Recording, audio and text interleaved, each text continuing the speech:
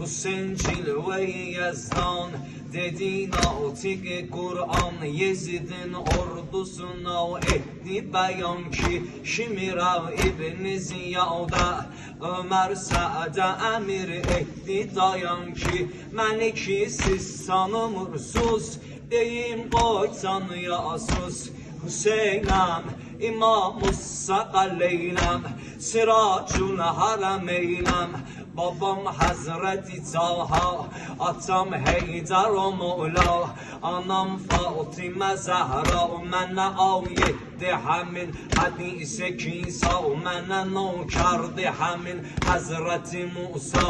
həmin Məryəmin oğlu olan Hazreti İsa, o mənəm ki vermişəm Qur'ana təfsir, mənim şənimə nazil oldu Sure-i Tətmir. Her kimin var hevesi, kar bu bela, bismillah. Her kimin var